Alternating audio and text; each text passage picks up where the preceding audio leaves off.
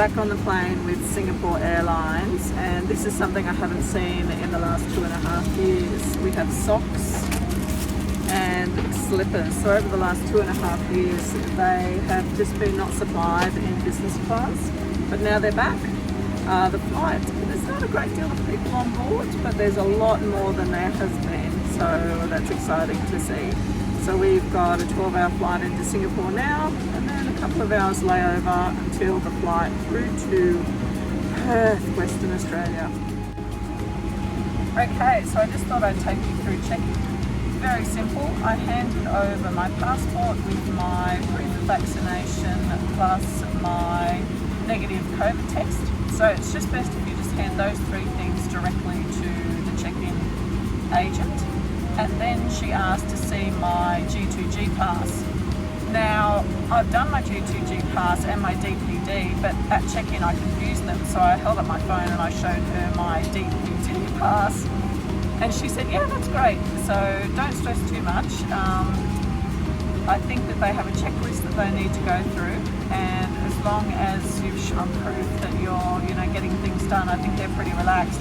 With the G2G, you can always do it on arrival, so please don't stress about that.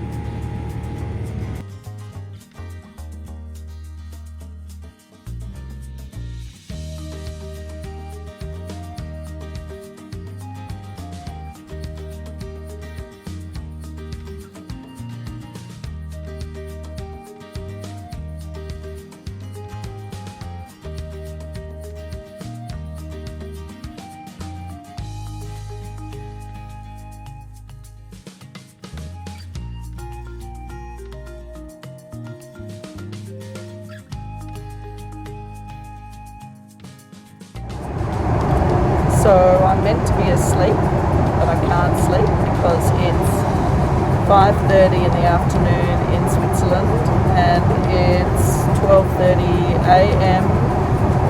in Singapore. So when we land at 6 a.m. Singapore time, it'll be midnight my time, and that's when I'll want to be sleeping. But no, I'll have to stay awake in the airport for a couple of hours.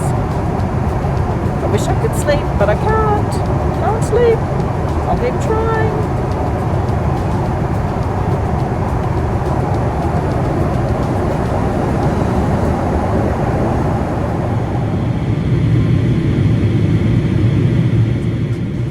Oh, we've landed in Singapore. I've had no sleep.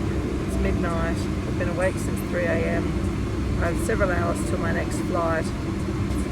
Fun times.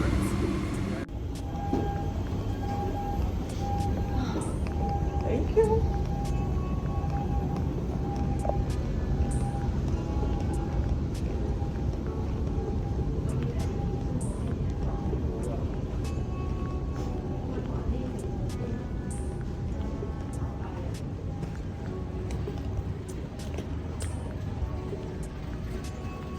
Excuse me, Terminal 1? Yeah.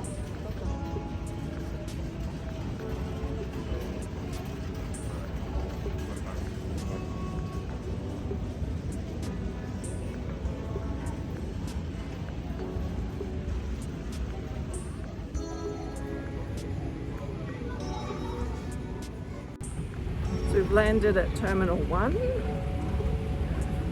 and I have to get to Terminal 3. My flight doesn't leave until 10:50. It's been delayed. It's now 6 a.m.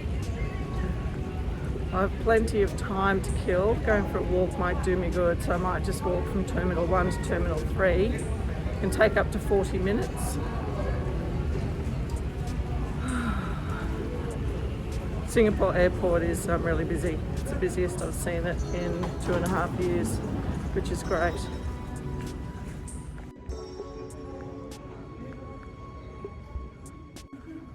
Scrap that idea. I'm taking the SkyTrain to Terminal 3. That sounds like a much better option, and I'll be able to see the waterfall. I do love being on the train and watching the waterfall. It's quite spectacular. One of the things I really love about Singapore Airport, that and the butterfly room. Terminal 3. Here we are. This is very familiar. For the last 2 years we've been landing in Terminal 3 and taking off from Terminal 3, so that was the first time I've landed in Terminal 1 for a long time. It's nice to catch a train though. My flight's still not showing on the board because I'm too early, so I might find the lounge. Might go for a bit of a wander and then find the lounge to relax in. I'll probably fall asleep.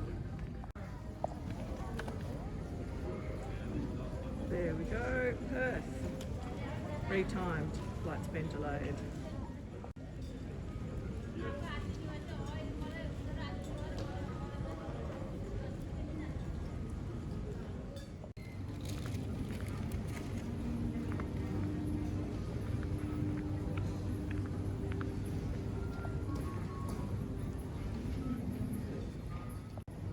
If you're wondering where the Transit Hotel is in Singapore, it's in Terminal 3. Nice and easy, close to where you get off the SkyTrain.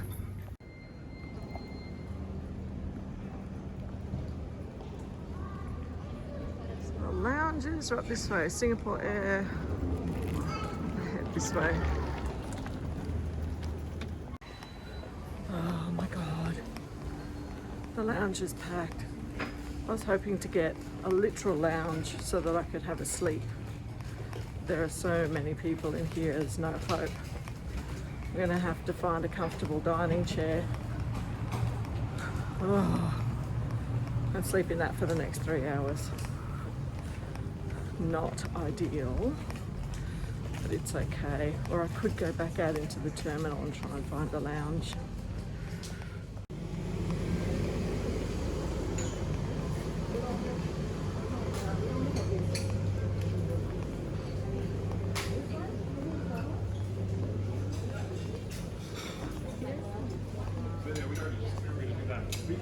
We were already going to do that, though.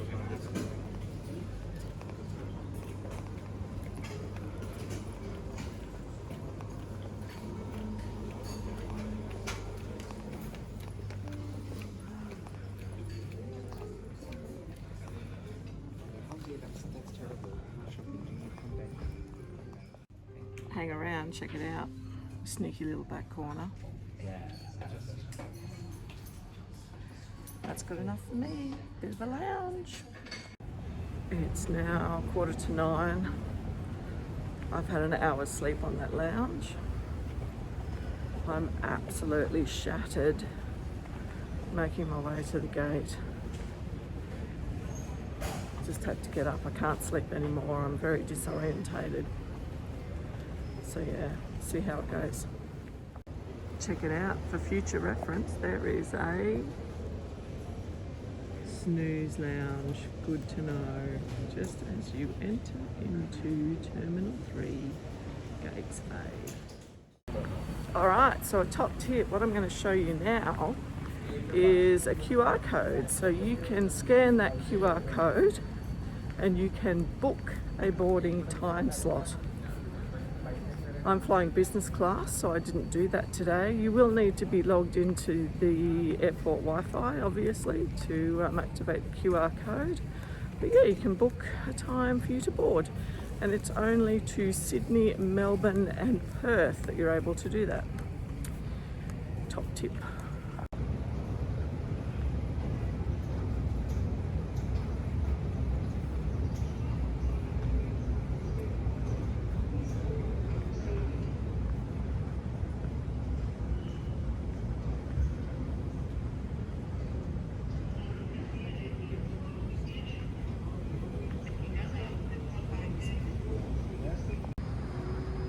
Super keen, got to the gate, it's 9:10. What is it? No, well 9:08. It doesn't open until 9:30, A14. So that's an hour and 20 minutes before flight departure. So I might wander back to the shops and see what else I can buy. So you're aware, once you land in Singapore, you simply disembark and then you're free to interact with the terminal. So there's no quarantining, there's no restrictions. They do have a temperature taking station in the corridor as you disembark, so everyone's temperature does get screened as you get off the aircraft. But other than that, there's no restrictions other than the mask, which are compulsory. So you're free to shop, go to all of the lounges which are open, and interact with other passengers. So this is what the lounge looks like. Well, it's not a lounge, it's a gate, A14 on this occasion. You go through security and your passport is checked, your boarding pass is checked twice, and then you're given one of these. It's two-sided and you have to fill out both sides, and when you land in Australia, you hand this over to immigration. Must be filled out prior to arrival.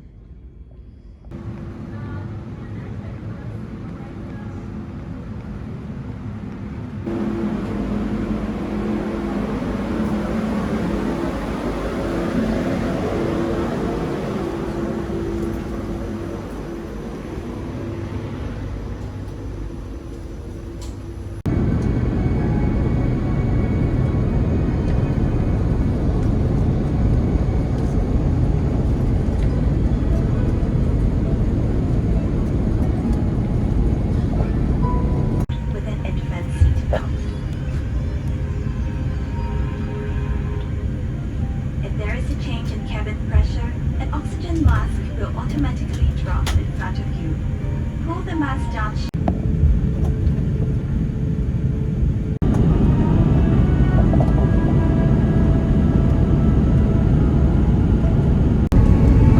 We're on our descent into Perth. Nearly there. I have slept all but the last hour of this leg of the flight.